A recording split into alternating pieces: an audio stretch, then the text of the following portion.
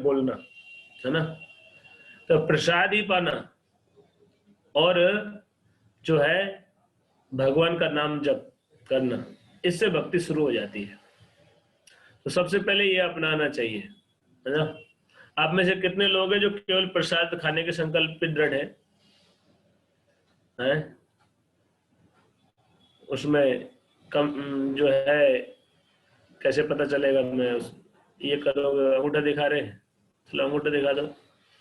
Yes भी लिख सकते हो, उसमें ऑप्शन होता है, हैंड रेज करने का ऑप्शन है, हैंड रेज कर दो। हैंड रेज किया है कुछ लोगों ने, मैं भी हूँ, मैंने भी हैंड रेज कर दिया, है ना। कितने लोग हैंड रेज कर रहे हैं देखते हैं। जो केवल प्रसाद ही पाते हैं, प्रसाद के अलावा और कोई चीज ग्रहण नहीं करते हैं, बिना भोग लगा हुआ खाते नहीं है।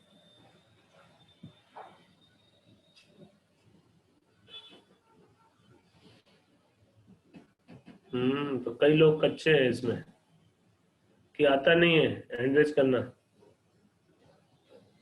जिनको हैंड रेज करना नहीं आता वो यही वीडियो ऑन करके हैंड रेज कर दो। जिनको अगर करना नहीं आ रहा हो तो अपना वीडियो ऑन करो और ऐसे हाथ ऊपर कर दो, है ना, अगर इसमें नहीं कर सकते हैं तो Narottam Prabhu, you are not following this principle. हाँ, आपने बोला ना जो सिर्फ प्रसाद खाते हैं। हाँ, प्रसाद ही लेते, भोग लगा लेते, बिना भोग लगा नहीं खाते। यहाँ बोला था ना जो सिर्फ प्रसाद ही खाते हैं बस, और कुछ नहीं करते, मतलब वो कुछ नहीं करते मतलब आपने जो हैंड रेस कराने के लिए बोला था कि जो सिर्फ प्रसाद ही खाते हैं और कोई एक्टिविटी नहीं करते। खाना, कोई प्रसाद के अलावा कुछ खाते नहीं है, भोग लगाए बगैर नहीं खाते, वो हैंड रेज अच्छा, करें। बिल्कुल बिल्कुल बिल्कुल बिल्कुल, ओके ब्रो। जो लोग प्रसाद ही लेते हैं, प्रसाद नहीं होता तो नहीं लेते हैं, तो वो लोग हैंड रेज करें।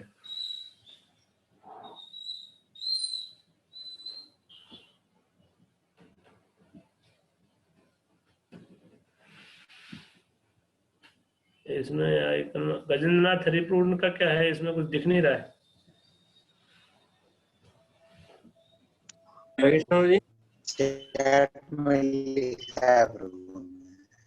प्रभु जी कभी कभी ऑफिस में नहीं हो पाता, कभी कभी।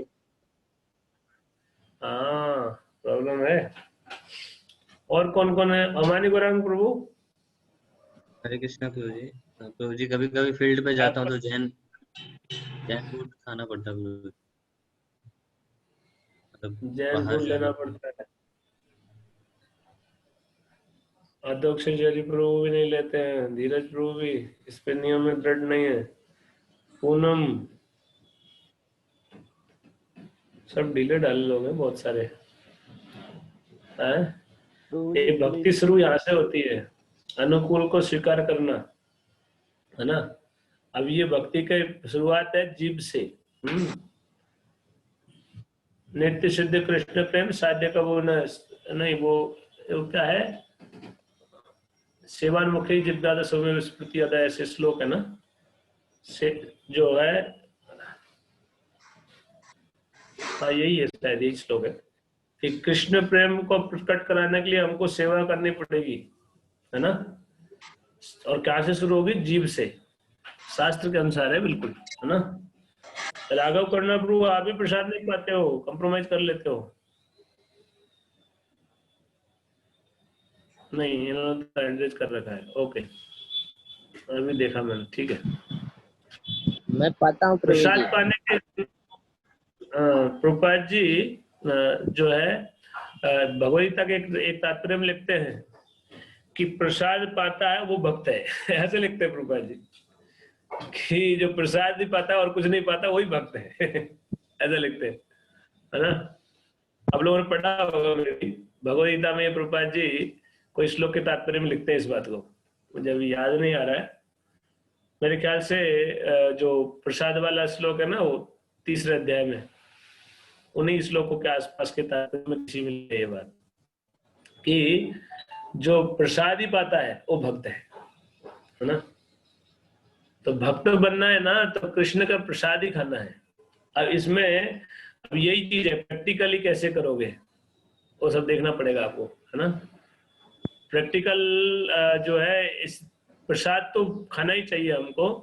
अब जिनकी भी समस्या ऑफिस हो तो जैसे हम लोग आप लोगों को शिक्षा देने के लिए हम खुद करते हैं, जैसे हम लोग यात्रा में जाते थे तो पूरे रास्ते प्रसाद की व्यवस्था करते थे। आज भी हम अगर यात्रा में जाते कितने लोग होते हैं उनकी व्यवस्था बाहर करते हैं हम लोग, है ना। प्रसाद ही होता है, बिना प्रसाद के हम पहले जो आप पहले जुड़े उनको पता होगा हम लोग यहीं से बना के लेके जाते थे बेस से, है ना। कितने सारी चीजें बना के लेके जाते थे, उसे खाते रहते थे। अभी भगवान की कृपा से वहां मिल जाता है, रास्ते में व्यवस्था कर लेते हैं, लेकिन होता प्रसाद है ना। ऐसा नहीं कि प्रसाद नहीं ले, प्रसाद लेने के नियम पे अगर दृढ़ता चाहिए तो हो जाता है, आपकी दृढ़ता चाहिए। प्रसाद में यह है कि आप जो है या तो बना के लेके जाओ, जब आपको अंदेशा है 1-2 दिन का कोई बना के ले जा सकते हैं अपने साथ, है ना। और ऐसी चीजें जो सूखी चीजें जो लंबी चल जाती है वो साथ में रख सकते हैं, जैसे मूंगफली हो गई, चना हो गया, भोग लगा के, है ना। और जूस वगैरह है वो, और कोई चीज अपने साथ है बाहर से भी लेते हैं तो पका हुआ कुक्ड आइटम बाहर से नहीं ले, जो है फ्रूट जूस ये बाहर से लेके इनको मानसिक रूप से या प्रैक्टिकली जैसे संभव हो ऐसे ऑफर कर सकते हैं। और तरीका नहीं हो तो मानसिक रूप से तो ऑफर किया ही जा सकता है किसी परिस्थिति में। कुक्ड आइटम जो कैसे बना है पता नहीं उसको ऑफरिंग करना उतना ठीक नहीं है, वो लेना पड़ता है, ऐसा केस है। तो उसमें भी भगवान को अर्पित करके लेना चाहिए, मानसिक रूप से ऑफर कर लेना चाहिए उसको, है ना। लेकिन प्रसाद ही पाना चाहिए। इसमें आपको जो लोग नहीं कर रहे करना चाहते हैं वो मेरे से पर्सनल बात कर सकते हैं, आपकी परिस्थिति के अनुसार मैं आपको गाइड कर सकता हूँ, है ना। लेकिन ये नहीं कि हम प्रसाद पाने के सिद्धांत पर कंप्रोमाइज करें। ये मुख्य सिद्धांत है कि हमको भक्तों को केवल प्रसाद ही पाना चाहिए, है ना। तो प्रसाद पाना और नाम जप इससे शुरू होता है। फिर सुबह जल्दी उठ के मंगल आरती करना, है ना। मंगल आरती में सारी 9 की 9 विधियां पालन हो जाती है, तो मंगल आरती सबको करना चाहिए, भक्ति के अनुकूल है ये। अगर आप मंगल आरती नहीं करेंगे और सुबह उठ के आपके जप नहीं होंगे सुबह, तो फिर भक्ति में बहुत उथल पुथल मचेगी, है ना। भक्ति में आनंद लेना है तो और आराम से भक्ति चले, इसके लिए हमको करना क्या होगा, हमको जो है ना ये करना होगा कि जो है नियमित जो है जल्दी उठना, और जल्दी उठ के सुबह मंगल आरती करें। अगर आपके घर में या कहीं समस्या है तो आप गा लीजिए केवल भगवान को स्मरण करके, है ना। गा भी नहीं सकते तो गुनगुना लीजिए, गाने से जोर आए, कोई सो रहा है डिस्टरबेंस होगा, है ना, तो गुनगुना लीजिए, है ना। लेकिन वो करना चाहिए। और पूजा नहीं कर सकते कोई बात नहीं, लेकिन गा तो सकते हैं, गा नहीं सकते तो गुनगुना सकते हैं एटलीस्ट। और 10 मिनट में हो जाएगा, 10-15 मिनट में मंगल आरती, नरसिंह आरती और तुलसी आरती, और ये करके फिर जप करना चाहिए सुबह में, है ना। तो ये सुबह का जो ये शेड्यूल अगर आप फॉलो करेंगे तो आप आध्यात्मिक शक्ति को खुद महसूस करेंगे। बहुत आध्यात्मिक शक्ति है इसमें। सुबह डेली उठ के 4:30 बजे मंगल आरती करो और फिर जप करो, है ना। और आपका जो है आरती में मैक्सिमम आधा घंटा लगना चाहिए, मैक्सिमम, है ना, इससे ज्यादा नहीं, मैक्सिमम आधा घंटे अगर पूरी तरह से करते हैं तो। और अगर केवल गाते हैं तो 10-15 मिनट में हो जाएगी। 10-15 मिनट में वो करके और उसके बाद आपको जप करने चाहिए, है ना। फिर आरती के बाद जप करो, 2 घंटे में आपके जप हो जाएंगे। तो 5 बजे से 7 बजे तक, और ये तो आदत बना ही लेनी चाहिए। अगर ये कर लोगे ना तो आपको भक्ति जीवन में फिर आपको आनंद रहेगा, क्योंकि दिन भर फिर आप खाली हो, है ना। अब प्रॉब्लम वही होती है कि रात को सोते लेट और सुबह लेट उठेंगे या आलस कर जाते हैं किसी कारण से, सब गड़बड़ हो जाता है फिर। लेकिन सुबह अगर आप ये कर लें तो बस फिर है ना, आपका आध्यात्मिक जीवन में शुरुआत से ही कर लो, है ना। फिर तो दिन में आपको बस इतना सा है कि थोड़ा जितना समय मिल जाए उतना पढ़ना है। अगर टाइम भी नहीं मिले तो ऑफिस में ही पढ़ लो, ऑफिस में ही थोड़ा सा पढ़ लो। ऑफिस में लोग जो है किताब नहीं पढ़ने दें, मान लो ऐसा है तो कंप्यूटर स्क्रीन पे ही निकाल लो भगवद गीता भागवतम, आजकल तो नेट पे ही मिल जाएगी, है ना। तो मोबाइल में पढ़ लो, नेट पे पढ़ लो, जैसे भी है लेकिन पढ़ लो प्रभुपाद जी की बुक्स, है ना। डेली भगवद गीता भागवतम के कुछ श्लोक पढ़ने चाहिए। स्मॉल बुक्स पढ़ सकते हैं लेकिन ये भी पढ़ना चाहिए, गीता और भागवत जरूर पढ़नी चाहिए, गुरु महाराज हमेशा हमेशा बोलते हैं। और सत्संग, जितना अवसर हो उतना सत्संग का लाभ उठाओ। सत्संग बहुत शक्तिशाली है। अगर आप भक्तों का संग करते हैं तो भक्ति में तेजी से प्रगति होती है, और ये खुद महसूस कर सकते हैं, ये कोई नहीं है, ये आप खुद प्रैक्टिकली महसूस कर सकते हैं। तो हमको ये करना चाहिए। और भक्ति के अनुकूल में एकादशी को ठीक से पालन करना चाहिए, लापरवाही नहीं करनी चाहिए, है ना। और एकादशी व्रत में ऐसा नहीं भूल गए एकादशी करना ही, है ना। और एकादशी के दिन जो है हमको सही भावना रहना चाहिए, शुद्ध मन से, और चैंटिंग अधिक करनी चाहिए। तो ऐसे एकादशी व्रत को अच्छे से करना चाहिए। अगले दिन टाइम पे पारायण भी करना चाहिए, है ना। पारायण नहीं करते तो एकादशी व्रत का लाभ नहीं प्राप्त नहीं होता है, तो पारायण टाइम पे करना जरूरी है। तो ऐसे करके हम लोगों को, और 4 नियम पालन में दृढ़ रहना चाहिए। प्रभुपाद जी ये बोले कि जो 16 माला का जप करेगा ध्यान पूर्वक और 4 नियम पालन करेगा, उसको मैं भगवत धाम लेके जाऊंगा। प्रभुपाद जी ने यहाँ तक बोल दिया, है ना। अब इससे ज्यादा क्या कह सकते हैं। अब मान लो इससे कोई नहीं करे, हाँ गौरव प्रभु 16 माला नहीं करेंगे तो भगवत धाम नहीं मिलेगा, प्रभुपाद जी ने ऐसा बोला है ना। तो प्रभुपाद जी इतना बड़ा कृपा कर दिए हैं, अब लाभ उठाना आपके हाथ में, है ना। एक दिन मरना पड़ेगा, मरने के बाद फिर जन्म होगा, इसी संसार में घूमते रहेंगे 84 चक्कर में, है ना। तो इसलिए बुद्धिमान व्यक्ति को चाहिए कि वो इसको तो अपनाए, 16 माला का जप ध्यान पूर्वक, और जो है प्रसाद ग्रहण करना चाहिए, मंगल आरती अटेंड करो, सुबह जल्दी उठो और ग्रंथ पढ़ो, है ना। ये कार्य इतना मुश्किल कार्य नहीं है, इट्स वेरी प्रैक्टिकल। और थोड़ी बहुत तपस्या तो होती है लेकिन फल कितना बड़ा है, भगवान मिल जाएंगे, है। और ये शरणागति है, यही शरणागति है। अगर हम भगवान के नियमों को पालन नहीं करते तो काय की शरणागति है फिर। भगवान की भक्ति के नियमों को पालना करने पर ही तो शरणागति होगी। अगर भक्ति के नियमों को पालन नहीं करते तो फिर शरणागति कैसी है। शरणागति नहीं है तो भगवान की कृपा नहीं मिलेगी। तो भक्ति के अनुकूल सभी कार्यों को स्वीकार करना, यहाँ तक कि भक्ति के अनुकूल और भी है, कहीं भी अवसर मिलता है सेवा करने का, किसी तरह से सब करना चाहिए। भगवान तो सीधा सीधा बोलते हैं, यत करोसी यत स्नासी यत जोशी दासीयत यत तपस्यसी कौनते तत् कुरुष मदर्पणम।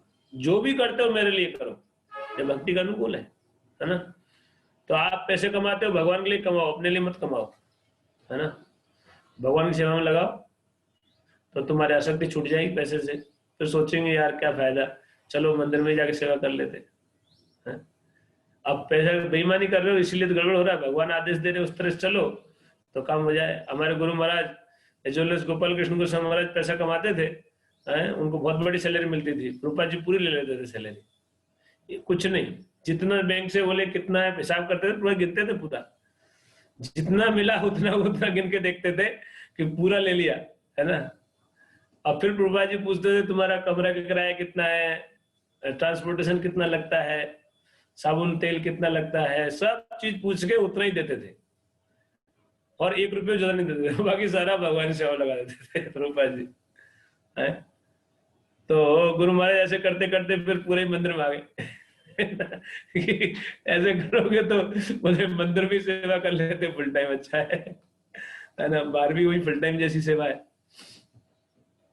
तो आप जितना कर सकते हो कम, प्रभुपाद जी ने बोला 50% सेवा जो है कमाई का भगवान सेवा में लगाना चाहिए। तब आपका और आपका भक्ति बराबर रहेगा, जो ब्रह्मचारी के भक्ति के बराबर, है ना। अब गृहस्थ बनते हैं, कर्मचारी बनते हैं, दान में कंजूसी करते हैं, है? लेकिन ये शास्त्र में निर्देश है, ये भक्ति के अनुकूल है। भक्ति के अनुकूल कार्य को स्वीकार करोगे तब भगवान मिलेंगे ना। आप सोचोगे अरे ये किनको क्यों दान दे, ये इनको नहीं है, कृष्ण को है, यहाँ कृष्ण की सेवा में लगता है वो पैसा, है ना। जो कृष्ण के लिए जो दान करेगा तो उसका क्रेडिट मिलेगा। प्रभुपाद जी यहाँ तक बोले हैं कि जो यहाँ पे भगवान का मंदिर बनाने में सहयोग करेगा उसके लिए मैं वहां बुकिंग करूंगा, बोले क्वार्टर्स बैकुंठ में, है ना। बैकुंठ में फ्लैट बुकिंग हो जाएगी आपकी। यहाँ भगवान के लिए मंदिर बनाओगे तो प्रभुपाद जी बोले कि आपको बैकुंठ में फ्लैट मिलेंगे, है ना। वो प्रभुपाद जी बुक करेंगे वहां पे। तो ये चीज है कि हमको भक्ति के अनुकूल कार्य बहुत सारे हैं और आपको मालूम भी है, लेकिन उनमें ढिलाई नहीं बरते हैं, उनमें करना चाहिए यथासंभव। और इसका उद्देश्य कर्तव्य समझ के किया जाना चाहिए, जो भी है वो कर्तव्य समझ के सात्विक भाव से। ऐसा अगर उसमें और कुछ भाव आ गया, कुछ बदले में कुछ पाने की इच्छा है, भौतिक इच्छा पाने की, आध्यात्मिक प्रगति की इच्छा है, वो गलत नहीं है। लेकिन कुछ भौतिक लाभ प्राप्ति की इच्छा बदले में, नाम पाना है या कुछ भी पाने की इच्छा बदले में, तो राष्ट्रिक दान हो जाता है ना। और अगर वो जो है बेमन से गलत तरीके से दिया जाता है, जब अनिच्छुक होके, अनिच्छुक वाला भी राजसिक दान में आता है, लेकिन गलत दान दिया जाता है, भक्तों के अलावा किसी को दिया, कुपात्र को, है ना, सही जगह पे दान नहीं करते, वो दान जो है तामसिक दान कहलाता है। तो हमको ये भक्ति के जो प्रैक्टिकल है, भक्ति बहुत हमको अपनी स्थिति के अनुसार भक्ति को प्रैक्टिस करने की आवश्यकता है ना। चीटिंग नहीं करें, है ना। जो स्थिति है वहां पे अगर आपकी स्थिति है तो आपके कर्तव्य भी है उस स्थिति के लिए, तो उन कर्तव्यों का निर्वहन करना चाहिए, है ना। कई कहते हैं अरे दान नहीं देंगे तो फिर ब्रह्मचारी हो जाओ, हमारी तरह क्या दिक्कत है, कमाते क्यों फिर है? अब वहां के फैसिलिटी तो एंजॉय करोगे, गृहस्थ बनेंगे, सब वो करेंगे, और फिर उसके बाद दान नहीं देंगे, कमाएंगे उसको हम ही खर्च करेंगे, तो ये गलत है ना। अगर ऐसा करेंगे तो भक्ति में प्रगति होगी नहीं उतनी जितनी होनी चाहिए, है ना।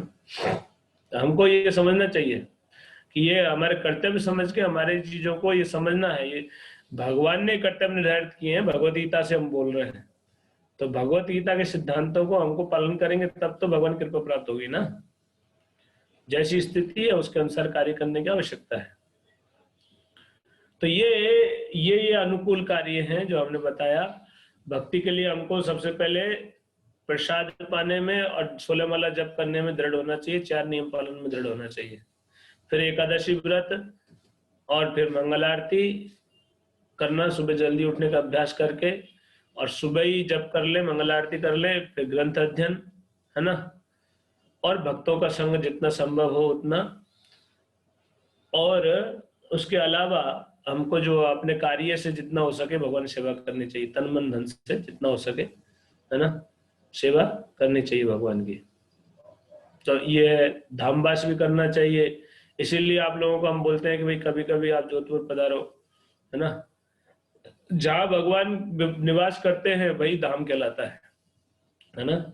जैसे तो भागवत में वर्णन है कि जब वसुदेव जी के हृदय में भगवान आए, उसके बाद देवकी के हृदय में भगवान प्रवेश किए, तो वहां देवकी का वर्णन है कि देवकी धाम बन गई भगवान का, ऐसे धाम वर्णन किया है हृदय को, उनकी देवकी को धाम बता दिया है सुखदेव गोस्वामी ने। तो क्यों धाम बताया है? क्योंकि भगवान जहाँ निवास करते हैं वही धाम है ना। भगवान जहाँ निवास करते हैं और भगवान के भक्त भगवान को हृदय में धारण करके रहते हैं, इसलिए वो भी जहाँ जाते हैं वो भी धाम हो जाता है। जहाँ भक्त रहते हैं वही भगवान रहते हैं, जहाँ भगवान की सेवा पूजा होती है, भगवान का कथा कीर्तन होता है, वहां भगवान नित्य निवास करते हैं। तो ये धाम है, हमारे जो मंदिर हैं ये धाम है, और यहाँ धामवास का अवसर हम आपको देते हैं। वृंदावन तो धाम है ही, भगवान वहां नित्य निवास करते हैं, तो वृंदावन धाम है, और हमारे जितने मंदिर हैं ये भी धाम है, तो इनमें वास करना चाहिए, है ना। और नहीं, जब वास नहीं करे तो अपने स्थान को ही धाम बनाओ, कि जॉब के अलावा यही काम होना चाहिए, भजन कीर्तन कथा कीर्तन ही काम होना चाहिए घर पे। भौतिकतावादी व्यक्ति की तरह मत रहो जैसे प्रभुपाद जी के पिताजी थे, प्रभुपाद जी कहते हैं उनका बिजनेस था कपड़े का, कपड़े के व्यापारी थे पिताजी, प्रभुपाद जी के पिताजी गौर मोहन डे। लेकिन प्रभुपाद जी कहते हैं एक्चुअली उनका वास्तविक बिजनेस वो नहीं था कपड़े का, उनका वास्तविक बिजनेस पूजा था। और सुबह जाने से पहले पूजा करते 2-3 घंटे, रात को आते तो फिर पूजा करते 2-3 घंटे है ना। तो असली बिजनेस कौन सा हुआ, है ना। तो ऐसे ही हमारे घर पे भी ऐसा होना चाहिए। अगर हम इस तरह से जीवन जिए तब तो भक्ति में पूर्णता प्राप्त होगी। और भक्ति में जैसे जैसे धक्का मारेंगे तो भक्ति में भी संघर्ष ज्यादा होगा, है ना। रूपा जी कहते हैं कि जो नियमित स्वास्थ्य के नियमों को पालन करता है वो बीमार नहीं पड़ता जल्दी से। तो ऐसे ही जैसे अभी कोरोना है तो लोग प्रिकॉशन लेके चल रहे हैं, है ना। तो ऐसे ही जो माया से बचना है तो हमको भक्ति में ये सब चीजों को नियमित बहुत अच्छे से करने की आवश्यकता है, ताकि हम प्रोटेक्टेड रहे, माया के प्रभाव में गिरे नहीं जल्दी से, है ना। तो ये सब चीजें चाहिए भक्ति करने के लिए। तो अनुकूल चीजों को स्वीकार नहीं करेंगे तो फिर तो हम कोई चॉइस, फिर तो चांस ही नहीं है ना। अगर हम भक्ति का अनुकूल जो कार्य हैं उनको स्वीकार नहीं करेंगे तो फिर भक्ति में प्रगति करने का कोई चांस ही नहीं है ना। शरणागति का इसलिए शरणागति के अंग है कि हमको भक्ति के जो अनुकूल कार्य हैं उनको दृढ़ता पूर्वक स्वीकार करना चाहिए, और उसके लिए हमको भक्तों से मार्गदर्शन भी लेना चाहिए अगर परिस्थिति विशेष में हम नहीं कर पा रहे हैं तो, और भक्तों की आज्ञा का पालन करना चाहिए। हमारी आसक्तियां बीच में आती हैं, लेकिन भगवान का धाम भक्ति रियलाइज होना, भगवान को रियलाइज करना है, भक्ति वास्तव में भक्ति का जो है प्राप्त करना है, तो हमको दृढ़ तो होना पड़ेगा, है ना। तो यही कुछ मुख्य चीज थी। तो हमको ये चीजें अपनानी चाहिए, चाहे आप कर्मचारी हो, चाहे ब्रह्मचारी हो, चाहे गृहस्थ हो, कोई भी हो, लेकिन भक्ति के नियम जो है उनको स्वीकार करना चाहिए हमको, उनमें वो नहीं करना चाहिए कंप्रोमाइज। अपने स्तर पे मत करो, आप वैष्णव की आज्ञा से कर सकते हैं, है ना, लेकिन खुद से नहीं, तो फिर भक्ति का आपको रिलेशन भी होगा, है ना। नहीं तो पूरा इंफॉर्मेटिव रहेगा और कभी ज्ञान, भक्ति का ज्ञान आएगा नहीं। भक्ति का ज्ञान भगवान की कृपा से आता है, दिव्य ज्ञान हृदय प्रकाशित हो, है ना। जब हम भक्ति के नियमों का पालन करते हैं तो वासुदेव भगवती भक्ति योग प्रयोजिता जनयति आशु वैराग्यम ज्ञानम चयम, भक्ति करने से ज्ञान प्राप्त होता है, सारा ज्ञान हो जाएगा, है ना। और अगर आप भक्ति नहीं करोगे तो कुछ समझ में नहीं आएगा, है ना। भक्ति के द्वारा ही भगवान समझ में आते हैं, नहीं तो ज्ञान से भगवान समझ में नहीं आते। तो बुद्धि से भगवान को, आत्मा को और ये इसको समझना बहुत मुश्किल है। भगवान को समझ नहीं सकते, आत्मा को फिर भी समझा जा सकता है थोड़ा बहुत। तो भगवान को प्राप्त नहीं किया जा सकता ज्ञान से, बुद्धि से। उसके लिए भक्ति के कार्य में लगना पड़ेगा। क्यों ऐसा होता है? क्योंकि भगवान से हमारा संबंध भक्ति का ही है ना। जीव बनाई भगवान की सेवा करने के लिए है। जीवेर स्वरूप होए कृष्ण ने नित्य दास, जीव का स्वरूप ही है कृष्ण की नित्य सेवा करना। अब वो नहीं कर रहे हैं इसलिए कृष्ण का कोई इंटरेस्ट नहीं है। लेकिन जैसे ही हम, चाहे बद्ध अवस्था में, लेकिन जैसे ही हम अपने काम में लगते हैं कृष्ण हमें इंटरेस्ट लेते हैं, और कृष्ण जब इंटरेस्ट लेते हैं तो हमारा ज्ञान दूर हो जाता है ना। तो ये ही प्रिंसिपल है। इसलिए भक्ति में हम जब कृष्ण की सेवा में लगते हैं तो हमारा सब दूर हो जाता है। जो जैसे माँ जब बच्चे को देखती है ना तो उसे गंदे गंदे थोड़ी ना छोड़ेगी, है ना। बच्चा मान लो गंदा हो रखा है तो माँ उसको तुरंत साफ करेगी, है ना। लेकिन जब हम भगवान की शरण नहीं ले रहे हैं तो हम गंदे पंदे जैसे भी पड़े हैं, कोई बड़े हैं जैसे ही, है ना। तो हमारा सब दोष भक्ति के द्वारा सारा शुद्ध हो जाएंगे, हृदय शुद्ध हो जाएगा, ज्ञान भी प्राप्त हो जाएगा, सब हो जाएगा। लेकिन करनी पड़ेगी भक्ति, और भक्ति करने के लिए इसलिए अनुकूल कार्य जो भक्ति के लिए जो करने के हैं वो सबको करना चाहिए, है ना। और धैर्य रखते हुए, उत्साह पूर्वक, निश्चय के साथ, डिटर्मिनेशन के साथ, है ना, सारे कार्यों करना चाहिए। और मनमाने ढंग से नहीं करना चाहिए। ऐसा नहीं कि जो चाहा वो किया, जो चाहा वो नहीं किया। तो इनको ये शरणागति का सिद्धांत है ना। तो कोई प्रश्न है? क्योंकि अभी टाइम काफी हो गया और मेरे को एक महाराज की क्लास करनी है। कोई प्रश्न है तो बताइए। जिन लोगों को समस्या है पर्सनल, वो मेरे से पर्सनल बात करके पूछ सकते हैं। आज नहीं, कल बात कर सकते हैं। आज मैं थोड़ा बहुत ज्यादा बिजी रहूंगा। बाकी जनरल डाउट हो कुछ तो पूछ सकते हैं। हरे कृष्णा प्रभु जी। हाँ प्रभु जी, जब हम लोग तिलक लगाते हैं तो हम वो भी कहते हैं ना कि जो ये बॉडी है द प्लेस ऑफ लॉर्ड है ना, भगवान हृदय में वास करते हैं हमारे, है ना। तो ये जो शरीर है, बोलते कि शरीर भी मंदिर के समान है ना। और मंदिर में जो हमें भगवान को मतलब कि बिठाना चाहिए, लेकिन भगवान तो हृदय में पहले से है ना हमारे, मतलब हृदय में सर्वस्व चाहमिति सन्निविष्टो। तो मतलब वहाँ पर हाँ फिर हमें मतलब कि जो भगवान बैठे हैं तो फिर मतलब दोबारा से क्यों वो कहते हैं कि भैया मैं और बिठाना चाहिए भगवान को। नहीं, भगवान को बैठे हुए हैं इसलिए शरीर को तो मंदिर ही मानना चाहिए। यहाँ तक कि चींटी तक के शरीर को, हर एक जीव को इसीलिए सम्मान किया जाता है कि हर जीव के हृदय में परमात्मा रूप में भगवान विराजमान है। तो जीव मात्र को सम्मान करना चाहिए। और तिलक लगाने का प्रिंसिपल ये है कि तिलक लगाते हैं हम तो ये मंदिर को सजाते हैं, है ना। और दूसरा, नाम के साथ तिलक लगाते हैं तो उस स्थान पे भगवान का वास होता है। जैसे ललाटे केशवम धाये न, तो ओम केशवाय नमः, तो केशव भगवान मेरे ललाट की रक्षा करे, ऐसा उसका मतलब निकलता है। तो एक कवच का काम करता है तिलक, कि तिलक से इसको सजाते हैं। और दूसरा, तिलक से ये जो है सुरक्षा कवच बनता है। तो पूरे बॉडी के ऊपर एक कवच का कार्य करता है तिलक, ठीक है ना। तो भगवान के नामों के साथ भगवान उस अंग को, जिस अंग पे भगवान को धारण करते हैं वो अंग को भगवान सुरक्षा प्रदान करें, ये भाव होता है, ठीक है। और किसी कोई प्रश्न?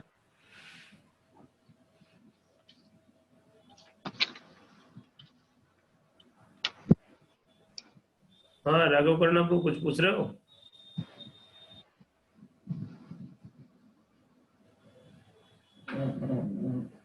नहीं, म्यूट हो गया।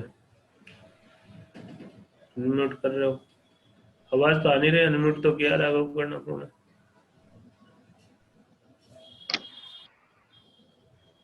आवाज नहीं आ रही है, अगर बोलना चाहे लिख भी सकते हो।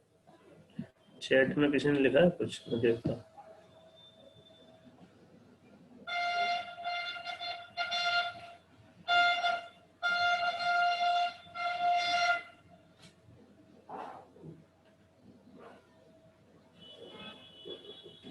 अतः श्री कृष्ण नामादि न भवेद ग्राह्यम इंद्रिय। अच्छा ये श्लोक है, यस एग्जैक्टली, है ना। अतः श्री कृष्ण नामादि न भवेद ग्राह्यम इंद्रिय सेवान्मुखे जिज्ञासा स्वमेव स्फूर्ति अदः। दैट वाज द श्लोक। ओके, कोई किसी का प्रश्न है?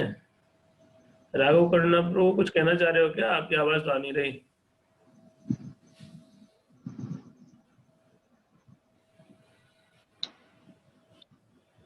ठीक है,